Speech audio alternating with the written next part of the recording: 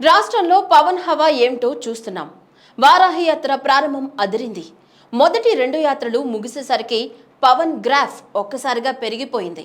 పోరాడితే పోయేదేముందిలే అన్నట్టు పవన్ వైసీపీ నేతలను చీల్చి చెండాడాడు. మూడో యాత్ర విశాఖలో దుమ్మురేపాడు. మొదటి యాత్రలో పవన్ కు కౌంటర్ ఇచ్చిన వైసీపీ నేతలు విశాఖ యాత్రలో నోరు మెదపలేదు. వీడితో మనకెందుకులే అనుకున్నారో ఏమో, ఒక్కరు కూడా మాట్లాడలేదు. ఇక పవన్ మాత్రం విశాఖలో వైసీపీ ఆగడాలు అరాచకాలను ఎత్తి చూపుతూ తనదైన పందాలో సాగిపోయాడు. దీంతో పవనిజం ప్రజల్లోకి దూసుకుపోయింది. ఇలా వారాహి 3 యాత్రలు ముగిశాయి. 4వ యాత్ర షెడ్యూల్ ఏమిటి? ఎజెండా ఉందా? ఈసారి ఎవరి మీద దండయాత్ర చేయబోతున్నాడు అన్న ప్రశ్నలు రాష్ట్ర ప్రజల్లో నెలకొన్నాయి. 4వ యాత్ర కోసం ఎదురు చూస్తున్నారు. కానీ రోజులు గడుస్తున్నాయి. ఎన్నికల వేడి రోజురోజుకు పెరిగిపోతుంది. కేంద్రంలో జమిలీ ఎన్నికలు అంటూ ప్రత్యేక పార్లమెంటు సమావేశంలో తేదీలు ప్రకటించేశారు.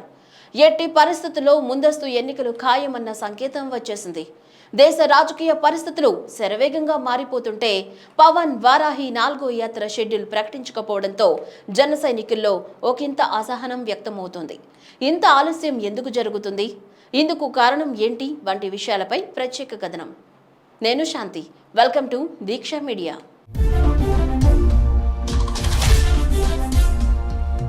అందరి చూపు పవన్ 4వ వారాహి యాత్రపైనే ఉంది.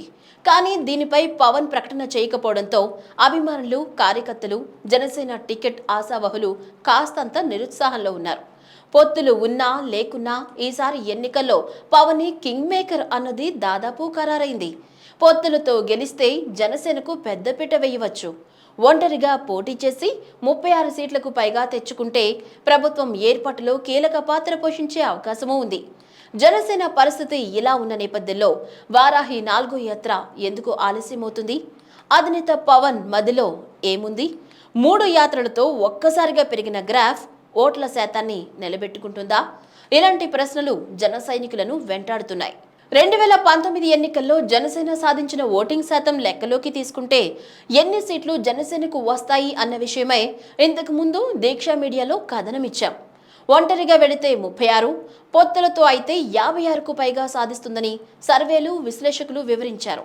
ఇలా చేతికి అందివచ్చిన ప్రతి అవకాశాన్ని ఉపయోగించుకుని ప్రచారంలో దూసుకుపోతున్న పవన్ వారాహి 4వ విడత యాత్రకు ఎందుకు ఆలస్యం చేస్తున్నారు అన్నది సందిగ్ధంగా మారింది. దీన్ని దృష్టిలో పెట్టుకుని అధికార వైసీపీ పరోక్ష, ప్రత్యక్ష విమర్శలు గుప్పిస్తోంది. జనసేన అధినేతకు దిశ దశ లేదని, ఎప్పుడు ఎలా మాట్లాడతాడో, ఏం చేస్తాడో ఆ పార్టీ నేతలకే తెలియదన్న వ్యాఖ్యలు చేస్తున్నారు.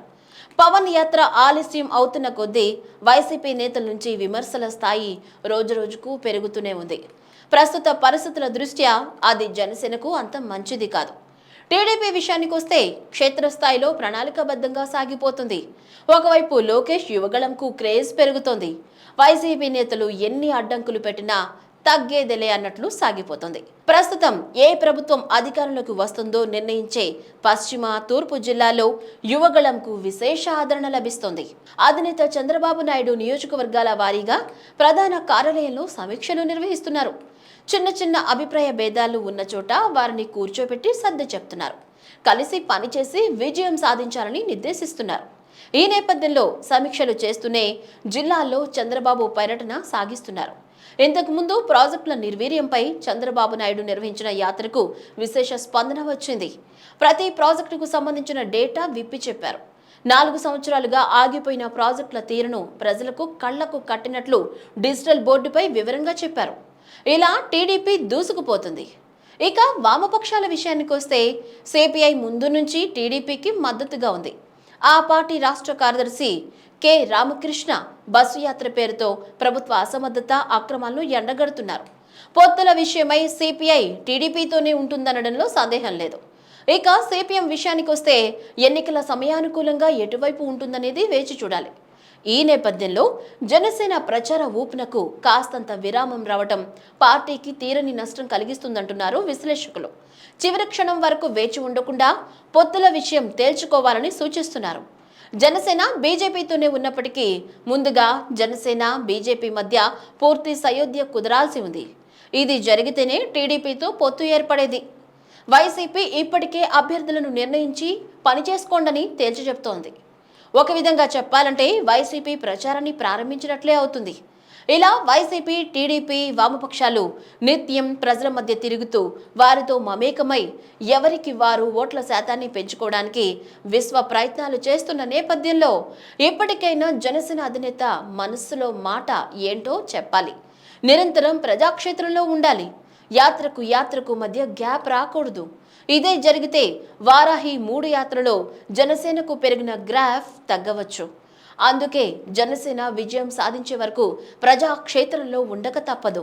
ఇలా ఉంటే ఒంటరి అయినా పొత్తులతో వెళ్లినా విజయం తథ్యమంటున్నారు. కాని పక్షంలో 2019 ఫలితాలు మరోసారి జనసేన నేత చూడాల్సి వస్తుందని కూడా హెచ్చరిస్తున్నారు. ఇలా చేతికొచ్చిన విజయాన్ని పవన్ వదులుకుంటాడా? ప్రజల కష్టాలను తీర్చేవాడుగా ముందుంటాడా? వారాహికి మధ్య గ్యాప్ లేకుండా దిద్దుబాటు చర్యలు చేపడతాడా? గాలివానలా కాకుండా మండే నిప్పు కణంలా ప్రజల మధ్య ఉంటూ విజయం సాధిస్తాడా అనేది వేచి చూద్దాం. ఇందుకు పవన్ కళ్యాణ్ ఏం చర్యలు తీసుకుంటారో, రూటు ఏ విధంగా మార్చుకుంటారో చూడాలి. ఈ వీడియో గనుక మీకు నచ్చినట్లయితే సబ్స్క్రైబ్ చేయండి, లైక్ చేయండి, షేర్ చేయండి. మరిన్ని అప్డేట్స్ కోసం బెల్ ఐకాన్ని క్లిక్ చేయండి.